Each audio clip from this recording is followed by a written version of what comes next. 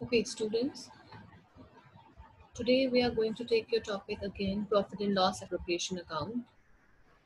आज हम सीखेंगे adjustment of interest on drawing. P and L appropriation account में जो हम इंटरेस्ट ऑन ड्राइंग दिखाते हैं उसकी कैलकुलेशन हमें किस तरीके से करनी है। ठीक है क्लास। सो सबसे पहली चीज इंटरेस्ट ऑन ड्राइंग में कैलकुलेशन के लिए जो मेथड्स इस्तेमाल किए जाते हैं उन मेथड्स में आने से पहले एक चीज अपने दिमाग में आप अच्छे से बिठा लेंगे। वो चीज ये है कि जब भी हम इंटरेस्ट ऑन ड्राइंग निकालते हैं तो जितने भी पार्टनर्स ने ड्राइंग यानी पैसा बिजनेस से निकाला है वो टोटल पैसे पर हमें इंटरेस्ट निकालना है। अब वो इंटरेस्ट कैसे निकलेगा? वो निकलेगा जितना रेट है। अगर 5% पे दे रहे हो तो 5% का निकलेगा, 6% पे दे रहे हो तो 6% का निकलेगा। लेकिन कैलकुलेशन में जो सबसे इम्पोर्टेंट है वो आपके रेट के साथ साथ टाइम है। और वो टाइम क्या कहता है? वो टाइम ये कहता है कि आपके पार्टनर ने बिजनेस से जो ड्राइंग ली है वो कितने महीने के लिए ली है। अगर उसने साल के स्टार्टिंग में ले लिए तो पूरे 12 महीने के लिए यानी पूरे साल का इंटरेस्ट लोगे आप उनसे।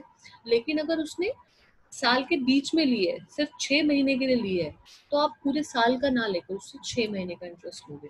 और अगर उसने साल के बिल्कुल एंड मंथ में ली है जहां पर वो उसने ड्राइंग का इस्तेमाल सिर्फ 1 महीने के लिए किया है तो आप उससे 1 महीने का इंटरेस्ट लोगे। ठीक है, ये चीज आपको ध्यान में रखनी है। इसका एक एक्सेप्शनल केस है जो हम आगे पढ़ेंगे, पहले हम इसे कंटिन्यू करते हैं। अब देखिए, इंटरेस्ट ऑन ड्राइंग जो है उसके दो मेथड होते हैं। एक होता है रेगुलर बेसिस। रेगुलर बेसिस का मतलब क्या है? सॉरी, एक है इररेगुलर बेसिस और एक है रेगुलर बेसिस। सबसे पहले हम इररेगुलर बेसिस पढ़ते हैं। इररेगुलर बेसिस का मतलब है कि आपका जो पार्टनर है बिजनेस से ड्राइंग निकाल रहा है लेकिन रेगुलर बेसिस पे नहीं निकाल रहा, इररेगुलर बेसिस पे निकाल रहा है। कभी वो 1 महीने में निकालता है, कभी वो 2 महीने में निकालता है, कभी वो 3 महीने में निकालता है, कभी वो 4-5 महीने के बाद निकालता है। तो रेगुलरिटी नहीं है। रेगुलरिटी कब आती है कि अभी उसने अगर जनवरी में निकाला है तो वो फिर फरवरी में निकालेगा, फिर मार्च में निकालेगा, फिर मार्च के बाद अप्रैल में निकालेगा। यानी वो रेगुलरिटी रख रहा है, चाहे एक एक महीने का गैप रखे चाहे दो दो महीने का गैप रखे। लेकिन जब वो रेगुलरिटी ना रखकर टाइम गैप जो है अलग अलग रख रहा है तो वो है इररेगुलर बेसिस। इररेगुलर बेसिस में हम जो इंटरेस्ट ऑन ड्राइंग का फॉर्मूला लगाते हैं वो होता है आपका कि टोटल ड्राइंग जितनी करी है उसमें वो इनटू रेट अपॉन 100। अगर 5% है 5%, 6 है तो 6% इनटू टाइम अपॉन 12। अब टाइम का मतलब यहाँ पर वो मंथ्स आ जाएंगे कि 2 महीने के लिए लिया है उसने, 3 के लिए लिया है, 4 के लिए है, वट एवर इट इज। इसको हम और अच्छे से एग्जाम्पल के जरिए समझेंगे। As you can see example में गिवन है यहाँ पर कि जो इंटरेस्ट ऑन ड्राइंग है वो है 10%। IOD means interest on drawing. So जो 10% आईओडी दिया है वो दिया है 1 अप्रैल। आपका बिजनेस का ईयर चल रहा है financial year, that is 1 April to 31 March. Okay, 1 April to 31 March का मतलब यहाँ पर है कि अब जून 1 में उसने निकाले 6,000। ठीक है, तो उसने जुलाई 1 में निकाले 8,000। चलो, ये उसने ठीक किया कि 1 महीने बाद निकाला। अब देखो, जुलाई के बाद अब उसको अगस्त में निकाल लेने चाहिए थे, लेकिन उसने अगस्त में ना निकाल कर अब उसने गैप देकर फिर अक्टूबर में निकाली। कितना निकाला? 10,000। फिर उसने जनवरी में निकाली। तो वो क्या कर रहा है? इरेगुलर बेसिस पे अपने जो ड्राइंग्स है वो बिजनेस से ले रहा है।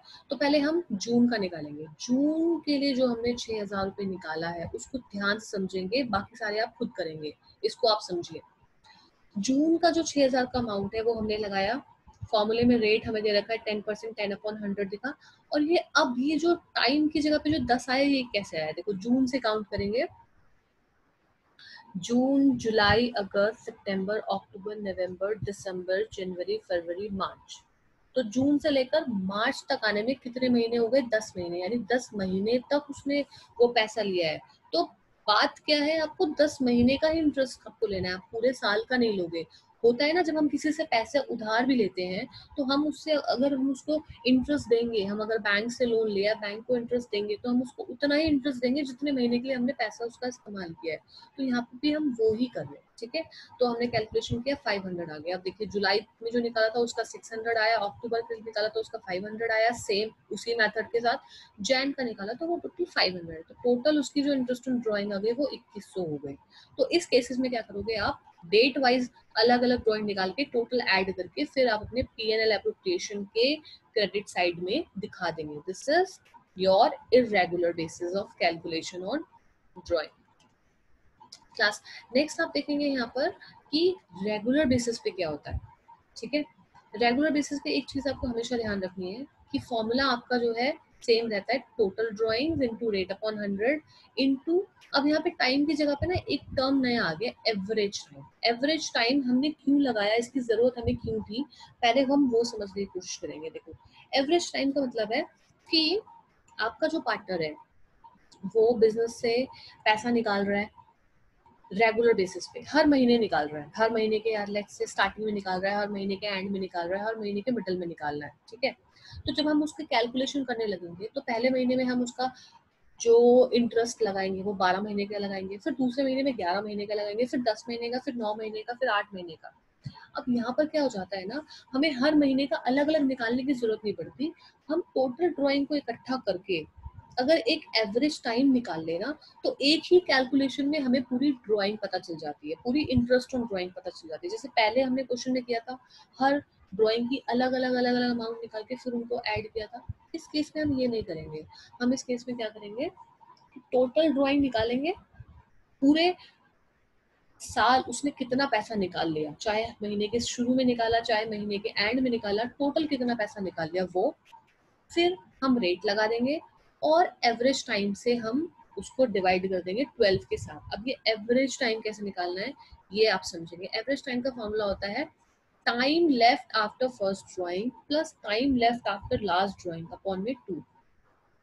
ये फॉर्मूला निकाल के अब आप इस टेबल को ध्यान से देखेंगे और इस टेबल को समझेंगे. इस टेबल का मतलब क्या है, अगर आप ड्राइंग निकाल रहे हो मंथली बेसिस पे, हर महीने निकाल रहे हो, ठीक है, हर महीने आप निकाल रहे हो और हर महीने के बिगिनिंग में निकाल रहे हो, यानी कि आप 1 अप्रैल को निकालते हो, 1 मई को निकालते हो, फिर 1 जून को निकालते हो, तो हर महीने के बिगिनिंग में निकाल रहे हो आप. ठीक है, तो आप इसका फॉर्मूला अप्लाई करेंगे. यहाँ पर देखिए, आप फॉर्मूला जब इसका अप्लाई करेंगे तो फॉर्मूला अप्लाई करके आप क्या करेंगे कि time left after first drawing, अगर आप बिगिनिंग में निकाल रहे हो तो 1 अप्रैल को आपने निकाली है, 1 अप्रैल को जब आपने निकाली तो पहली ड्राइंग के बाद आपका टोटल टाइम कितना बचा, पूरा 12 महीने.